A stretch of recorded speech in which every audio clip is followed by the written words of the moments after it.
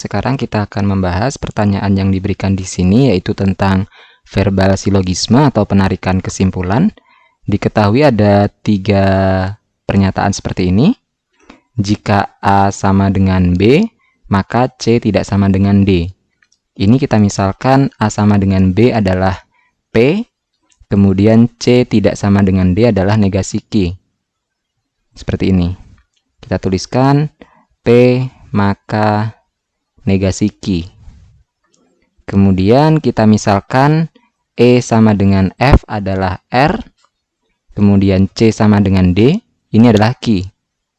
Sehingga pernyataan yang kedua, jika R maka Q.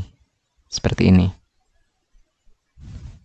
Kemudian yang selanjutnya, untuk pernyataan yang ketiga, E tidak sama dengan F, maka G sama dengan H. Kita misalkan G sama dengan H ini adalah S. Seperti ini. Sehingga dapat dituliskan, jika tidak R, maka S. Yang perlu diingat di sini, ada yang namanya hubungan kontraposisi, di mana suatu pernyataan memiliki kebenaran yang sama dengan kontraposisinya, yaitu A maka B akan ekuivalen dengan tidak B maka tidak A.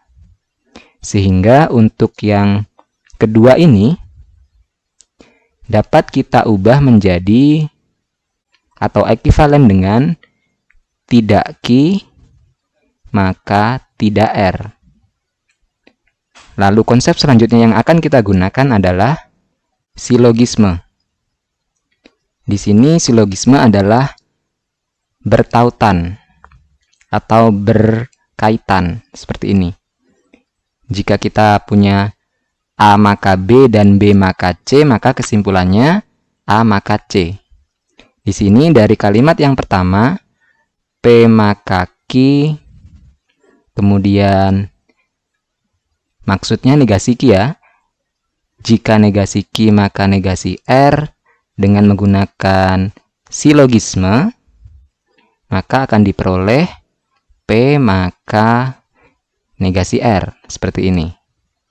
Lalu kita gunakan yang ketiga ini, negasi R maka S, maka dengan menggunakan silogisme sekali lagi, kesimpulannya adalah P maka S. Jadi ini adalah kesimpulan yang benar. Jika kita terjemahkan, artinya adalah jika A sama dengan B, maka S, yaitu G sama dengan H. Jawaban yang benar adalah pilihan yang Do. Sekarang kita akan membahas pertanyaan yang diberikan di sini, yaitu tentang verbal analitis. Diketahui informasi bahwa suatu meja bundar dikelilingi oleh 4 kursi, di mana keempat kursi tersebut akan ditempati oleh Andi, Budi, Caca, dan Dina. Kita gambarkan terlebih dahulu kurang lebih seperti ini posisi duduk mereka. Informasi yang selanjutnya adalah Budi dan Dina duduk berhadapan. Kita tempatkan Budi di sini, maka di depannya adalah Dina, seperti ini. Informasi selanjutnya, Andi duduk di sebelah kiri Dina. Itu artinya Andi ada di sini.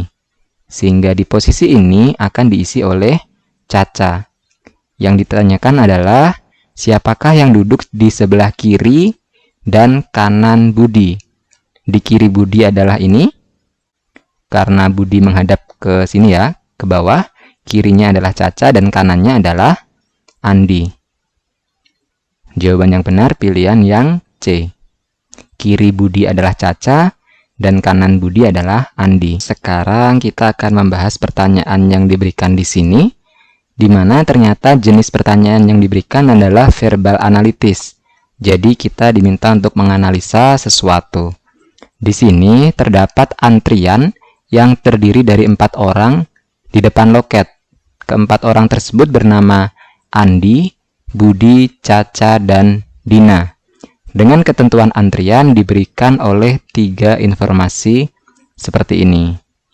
kita diminta untuk menentukan manakah urutan yang mungkin benar dari antrian yang ada di depan loket. Ada 5 pilihan seperti ini. Cara yang paling mudah adalah dengan melakukan eliminasi jawaban berdasarkan kriteria yang disebutkan di sini. Kita mulai dari yang pertama. Andi berada pada urutan ketiga. Coba kita lihat semuanya. Ternyata di sini Andi selalu di urutan ketiga. Itu artinya semua masih benar. Kita lanjutkan ke kondisi yang kedua. Caca tidak berdekatan dengan Andi. Kita hapus posisi atau pilihan jika Caca berdekatan dengan Andi. Kita mulai dari yang pertama, yaitu A. Di sini Caca urutan 2 dan Andi urutan 3. Artinya berdekatan, maka tidak boleh. Pilihan A salah, kemudian pilihan B, Caca urutan pertama dan Andi ketiga. Ini benar. Caca dan Andi tidak berdekatan.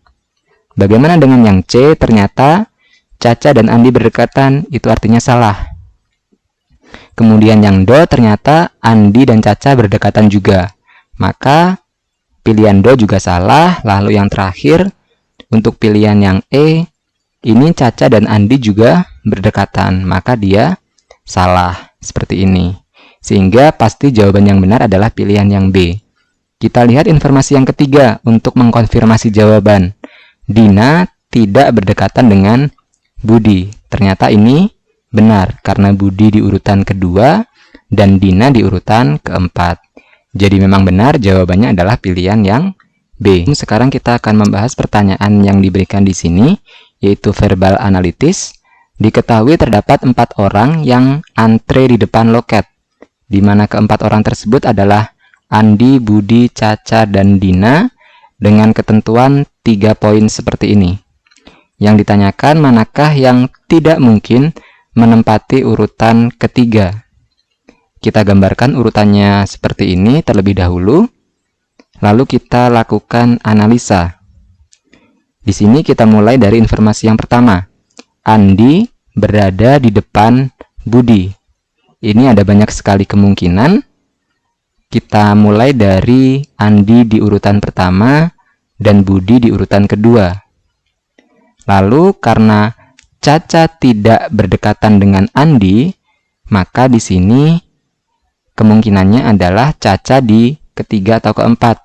Dan karena di syarat yang ketiga, Dina tidak berdekatan dengan Budi, maka Dina pasti di keempat dan Caca ada di sini. Ini kemungkinan yang pertama. Kemungkinan yang kedua, jika Andi di sini dan Budi ada di sini. Nah, untuk kondisi yang ini tidak mungkin dilakukan karena nanti jika Caca di sini tidak bisa, dia berdekatan dengan Andi. Sedangkan jika Caca di sini, maka di sini Dina dan Dina akan berdekatan dengan Budi. Maka untuk posisi ini tidak mungkin. Lalu kita lihat yang lain. Jika Andi di sini dan Budi di sini. Karena Caca tidak berdekatan dengan Andi, maka Caca di sini. Lalu untuk Dina ada di sini, tidak berdekatan dengan Budi. Lalu coba kita mundurkan posisi Andi, yaitu ada di sini, lalu Budi di sini. Karena Caca tidak berdekatan dengan Andi, maka Caca di sini. Dan di sini adalah Dina. Dia tidak berdekatan dengan Budi. Ini benar. Kita sudah mempunyai 3 kondisi benar. Lalu kita lihat lagi jika Andi di sini dan Budi di sini. Ini tidak mungkin karena Caca nanti akan selalu dekat dengan Andi, di sini atau di sini. Lalu kita lihat kemungkinan yang terakhir, jika Andi di sini dan Budi di sini. Maka Caca pasti di sini dan Dina di sini. Dina berjauhan dengan Budi, Caca berjauhan dengan Andi. Jadi kita dapat menemukan 4 kemungkinan urutan. Yang pertama yang ini, kemudian yang kedua ini, dan yang ketiga di bawahnya juga ini. Lalu yang terakhir ada ini.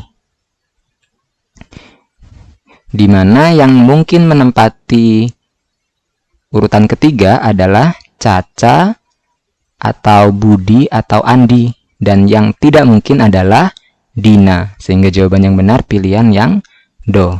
Sekarang kita akan membahas soal yang diberikan di sini, di mana soal ini tentang operasi bilangan. Diketahui bahwa nilai A sama dengan 3, kemudian nilai B sama dengan 2. Kita diminta untuk menentukan bentuk atau nilai dari bilangan yang berbentuk seperti ini. Sebenarnya kita bisa melakukan substitusi secara langsung, namun saya akan menggunakan sifat dari bentuk aljabar. Coba kita lihat bentuk yang ada di dalam akar ini, yaitu A kuadrat dikurangi 2AB ditambahkan B kuadrat. Nah, ternyata bentuk ini sama saja dengan bentuk A min B yang dikuadratkan, di mana A min B kuadrat itu nilainya sama dengan A kuadrat min 2AB ditambahkan B kuadrat. Ini tolong selalu diingat karena akan sering digunakan biasanya. Sehingga bentuk akar dari A kuadrat min 2AB plus B kuadrat itu akan sama saja dengan akar dari A min B dikuadratkan. Di mana bentuk kuadrat jika ketemu dengan akar, maka akan saling menghilangkan. Sehingga nilainya akan sama dengan A min B. Jadi nilai dari bentuk ini adalah sama dengan A min B, yaitu 3 min 2. Hasilnya adalah 1, seperti ini. Sehingga jawaban yang benar adalah pilihan yang C.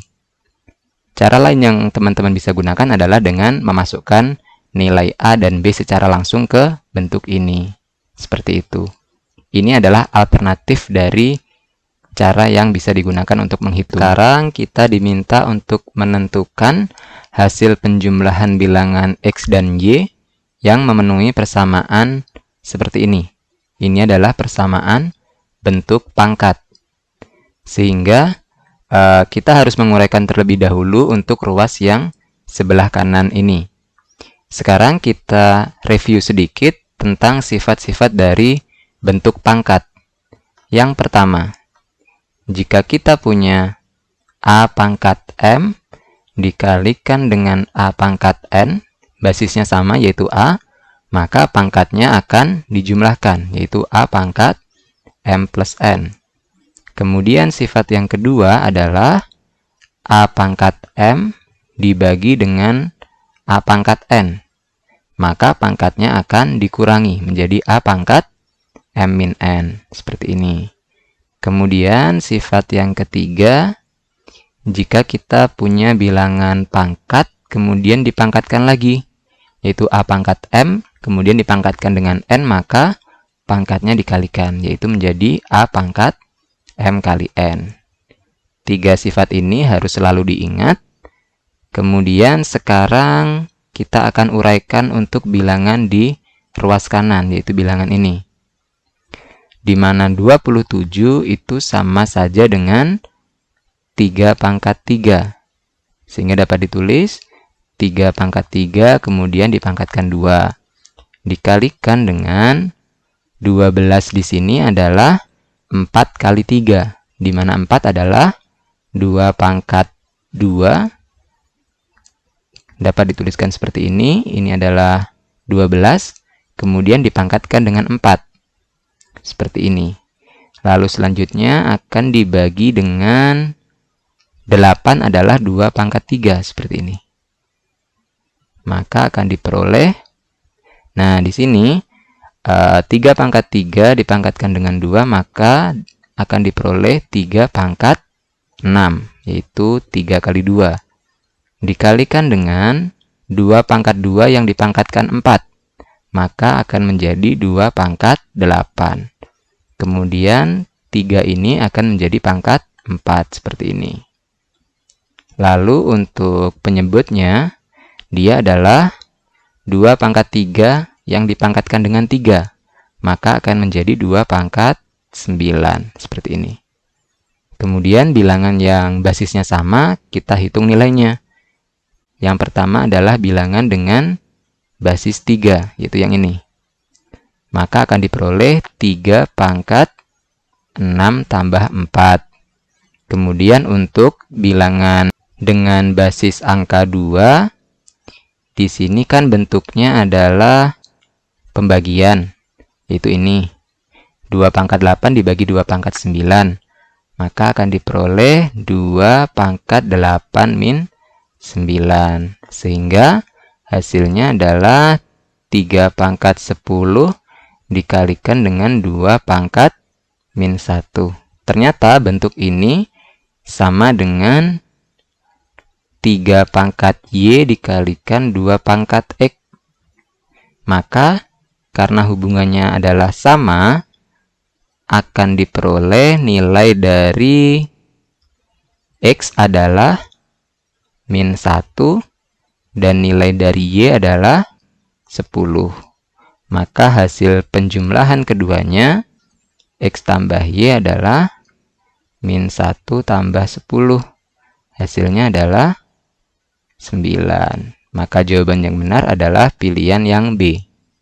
Di sini kita akan membahas pertanyaan yang diberikan mengenai pola bilangan, di mana nilai 30 pada segitiga A, yaitu yang ada di tengah ini, diperoleh dari operasi bilangan yang berada pada sisi segitiga A, yaitu angka 11, 18, dan 23. Jika segitiga B dan A memiliki operasi yang simetrik atau sama, kita diminta untuk menentukan nilai dari bilangan X, yaitu yang ada di dalam B. Di sini kita amati secara teliti untuk segitiga A, kira-kira operasi apa yang harus dilakukan untuk memperoleh angka 30. Di sini angka terakhirnya 0 ya, maka kita bisa mengoperasikan ketiga bilangan ini supaya menjadi 0, kira-kira seperti apa. Nah, di sini ternyata pola yang digunakan adalah kita jumlahkan bilangan yang ada di bawah dengan yang di kanan. Kemudian kita kurangi dengan yang ada di kiri. Yaitu seperti ini. 23 tambah 18 kemudian dikurangi 11. Di mana hasilnya adalah 41 dikurangi 11. Sama dengan 30. Diperoleh bilangan yang ada di dalam segitiga A. Maka dengan menerapkan pola yang sama, 14 ditambahkan dengan 27, kemudian akan dikurangi dengan 22. Seperti ini pola yang digunakan. Maka hasilnya adalah 14 tambah 27 dikurangi 22. Hasilnya adalah, kita hitung di sini, 41 min 22, yaitu 19. Maka jawaban yang benar adalah pilihan yang do. Sekarang kita akan membahas soal yang diberikan di sini, di mana jenis soal yang diberikan adalah tentang barisan bilangan ini. Kita tulis ulang barisan bilangan tersebut terdiri dari bilangan 2, kemudian 2, selanjutnya 4, kemudian 5, lalu ada 6, 8, dan 8. Kita akan menentukan bilangan berapakah selanjutnya. Di sini kita amati secara lebih teliti, apakah kalian menemukan pola sesuatu? Nah, ternyata di barisan bilangan tersebut ada bilangan genap yang berurutan. Kita tandai, yaitu bilangan 2, kemudian bilangan 4, lalu ada 6 dan 8, di mana selisihnya adalah 2, seperti ini. Dari sini kita dapat menduga bahwa barisan bilangan yang diberikan memiliki dua pola yang berbeda. Ini adalah pola yang pertama, ditambahkan dengan 2. Sekarang kita lihat untuk pola yang kedua. Kita tandai terlebih dahulu bilangannya, yaitu 2, 5, dan 8. Ternyata ini adalah barisan aritmatika dengan selisihnya adalah 3. Jadi selalu ditambahkan dengan angka 3. Seperti ini kita tuliskan, plus 3 dan plus 3. Dan untuk bilangan selanjutnya ternyata mengikuti pola berwarna hijau, yaitu ditambahkan dengan 3. Maka nilainya adalah 8 tambah 3, yaitu 11. Jadi jawaban yang benar adalah pilihan yang C. Sekarang kita akan membahas jenis soal berupa barisan bilangan seperti ini. Kita tulis ulang barisan bilangan tersebut, terdiri dari bilangan 3, kemudian 3, lalu ada 6, kemudian 5, lalu 12, selanjutnya ada 9, kemudian 24, lalu ada 17, dan 48. Kita akan menentukan bilangan berapakah selanjutnya. Jika kita mengamati secara teliti bilangan dengan suku genap, yaitu suku maksudnya suku ganjil, yaitu bilangan 3, bilangan 6, bilangan 12, bilangan 24, dan 48, ternyata polanya sama, yaitu dikalikan dengan 2. Ini adalah barisan geometri dengan rasio 2 seperti ini. Jadi barisan bilangan yang diberikan di sini memiliki dua pola. Pola yang pertama adalah warna biru, yaitu barisan geometri dikalikan dengan 2. Sedangkan untuk pola yang kedua terdiri dari bilangan 3, 5, 9, dan 17. Di mana polanya dapat kita uraikan di sini. 3 ke 5 ditambahkan 2, 5 ke 9 ditambahkan 4, 9 ke 17 ditambahkan dengan 8. Dan ternyata bilangan yang ditambahkan di sini adalah bilangan 2 pangkat. 2 adalah 2 pangkat 1, 4 adalah 2 pangkat 2, kemudian 8 adalah 2 pangkat 3. Maka selanjutnya, ternyata bilangan yang diminta itu mengikuti pola berwarna hijau. Maka akan ditambahkan dengan 2 pangkat 4, yaitu 16. Sehingga bilangan selanjutnya di sini adalah 17 tambah 16, yaitu 33. Jawaban yang benar adalah pilihan yang B. Sekarang kita akan membahas jenis soal berupa barisan bilangan. Diketahui barisan bilangan seperti ini, kita akan menentukan hasil penjumlahan nilai dari X plus Y, seperti ini. Kita tulis ulang barisan bilangan tersebut, yaitu 4, kemudian ada X, selanjutnya 5, kemudian 9, lalu ada 9, kemudian 15, selanjutnya ada 18, kemudian 24, lalu ada Y, kemudian ada bilangan 36. Kita tuliskan di sini. Nah, sekarang coba kita amati dengan seksama, kira-kira ada pola tertentu tidak? Nah, setelah diamati, ternyata ada bilangan ini. Kita tandai dulu ya. Bilangan 9, 15, 24, dan 36. Ini semua kelipatan 3. Kita lihat polanya. 9 ke 15 itu tambah 6, 15 ke 24 itu tambah 9, kemudian 24 ke 36 itu ditambahkan dengan 12, seperti ini. Ya, sudah dapat dilihat kan ya polanya. Maka yang sebelumnya 9 ke X itu adalah seperti ini. Karena bilangan berwarna biru ini adalah barisan aritmatika dengan selisih 3 seperti ini. Dari sini kita sudah bisa peroleh nilai dari bilangan X, yaitu 9 kurang 3. Nilainya adalah 6. Seperti ini. Nah, untuk pola yang kedua kita gunakan untuk mencari bilangan Y. Kita lihat di sini bilangan 4, 5, 9, 18, dan Y. Di mana 4 ke 5 itu ditambahkan dengan 1. Kemudian 5 ke 9 ditambahkan dengan 4. 9 ke 18 ditambahkan dengan 9. Di mana 1, 4, 9 adalah bilangan kuadrat. Ya, 1 adalah 1 kuadrat, 4 adalah 2 kuadrat, kemudian 9 adalah 3 kuadrat.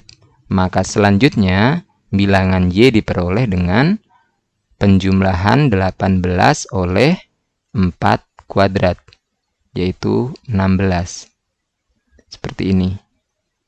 18 tambah 16 hasilnya adalah 34. Sehingga penjumlahan X dan Y di sini adalah 6 ditambahkan dengan 34. Hasilnya adalah 40. Maka jawaban yang benar adalah pilihan yang A, seperti ini.